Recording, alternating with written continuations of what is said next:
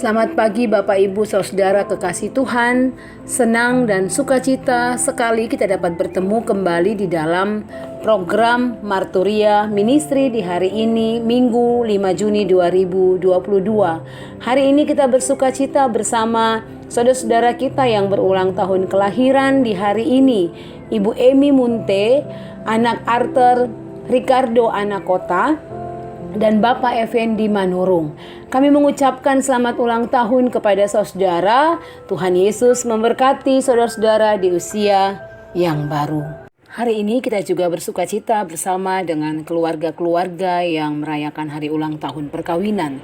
Bapak Bagandi, Sutami, Ambarita, dan Ibu Frida Kristina Simatupang. Bapak Sarmin dan Ibu M. Susika Wardani. Dan Bapak Edward Bambang Suranto dan Ibu Minten Sagita. Kami mengucapkan selamat ulang tahun perkawinan, kebahagiaan, sukacita, damai sejahtera mewarnai kehidupan rumah tangga Bapak dan Ibu sekalian. Mari kita berdoa. Ya Tuhan, kami bersyukur untuk pemeliharaanmu bagi kami. Engkau berkenan bagi kami untuk menjalani kehidupan di hari ini. Firman-Mu lah yang akan menuntun kami dalam menjalani kehidupan di hari ini. Tolong kami untuk kami mengerti firman-Mu dan mampukan kami untuk melakukannya dalam kehidupan kami. Di dalam nama Tuhan Yesus Kristus kami berdoa. Amin. Bacaan firman Tuhan yang akan kita renungkan bersama hari ini terdapat dalam Kisah Para Rasul pasalnya yang ke-19 ayat 1 sampai dengan ayatnya yang ke-12. Firman Tuhan berkata, ketika Apolos masih di Korintus, Paulus sudah menjelajah daerah-daerah pedalaman dan tiba di Efesus. Di situ didapatinya beberapa orang murid. Katanya kepada mereka, "Sudahkah kamu menerima Roh Kudus ketika kamu menjadi percaya?" Akan tetapi mereka menjawab dia, "Belum. Bahkan kami belum pernah mendengar bahwa ada Roh Kudus." Lalu kata Paulus kepada mereka, "Kalau begitu dengan baptisan manakah kamu telah dibaptis?" Jawab mereka, "Dengan baptisan Yohanes." Kata Paulus, "Baptisan Yohanes adalah pembaptisan orang yang telah bertobat." Dan ia berkata kepada orang banyak bahwa mereka harus percaya kepada Dia yang datang kemudian daripadanya, yaitu Yesus. Ketika mereka mendengar hal itu, mereka memberi diri mereka dibaptis dalam nama Tuhan Yesus. Dan ketika Paulus menumpangkan tangan di atas mereka, turunlah Roh Kudus ke atas mereka, dan mulailah mereka berkata-kata dalam bahasa roh dan bernubuat. Jumlah mereka adalah kira-kira 12 orang. Selama 3 bulan Paulus mengunjungi rumah ibadat di situ dan mengajar dengan berani. Oleh pemberitaannya ia berusaha meyakinkan mereka tentang kerajaan Allah. Tetapi ada beberapa orang yang tegar hatinya. Mereka tidak mau diyakinkan, malahan mengumpat jalan Tuhan di depan orang banyak. Karena itu Paulus meninggalkan mereka dan memisahkan murid-muridnya dari mereka, dan setiap hari berbicara di ruang kuliah Tiranus. Hal ini dilakukannya 2 tahun lamanya, sehingga semua penduduk Asia mendengar firman Tuhan, baik orang Yahudi maupun orang Yunani. Oleh Paulus Allah mengadakan mujizat-mujizat yang luar biasa.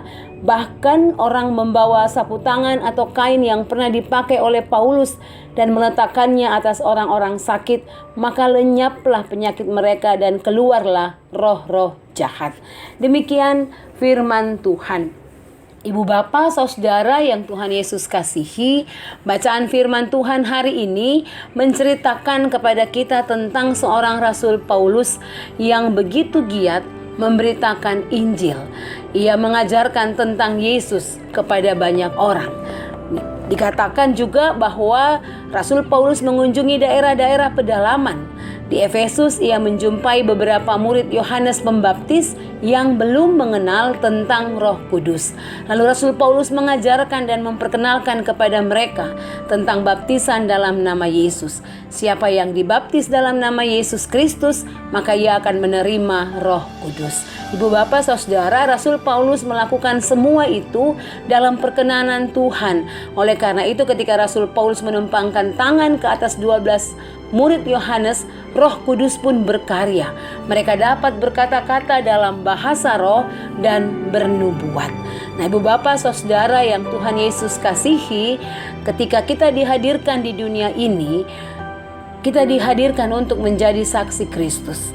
Hal ini memang tidak mudah untuk kita lakukan. Untuk menjadi saksi Kristus bukan sesuatu hal yang mudah. Rasul Paulus pun juga bertemu dengan tantangan, bertemu dengan pergumulan ketika dia memberitakan atau menyaksikan tentang Yesus itu kepada banyak orang. Tetapi kita tidak perlu takut, karena bagi kita yang percaya kepada Kristus, Roh Kudus akan menyertai kita. Kuasanya akan memperlengkapi kita untuk menjadi saksi Kristus di dunia ini. Oleh karena itu, Ibu Bapak Saudara yang Tuhan Yesus kasihi, tetaplah melakukan tugas dan tanggung jawab yang Tuhan percayakan kepada kita, menjadi saksi Kristus di tengah-tengah dunia ini. Dan biarlah lewat kehidupan kita, nama Tuhan terus mau diberitakan dan dipermuliakan. Amin. Mari kita berdoa. Tuhan, kami percaya bahwa Roh Kudus turun atas kami. Karena itu teguhkan iman kami supaya kami dapat menjadi saksi Kristus dimanapun Tuhan menghendakinya. Namamu terus dipuji, namamu terus dipermuliakan, dan namamu diberitakan sampai ke ujung bumi. Di dalam nama Tuhan Yesus Kristus kami berdoa. Amin. Demikian Ibu Bapak renungan kita di pagi hari ini. Selamat beraktivitas, jaga kesehatan kita masing-masing, dan tetap mematuhi protokol kesehatan. Tuhan Yesus memberkati.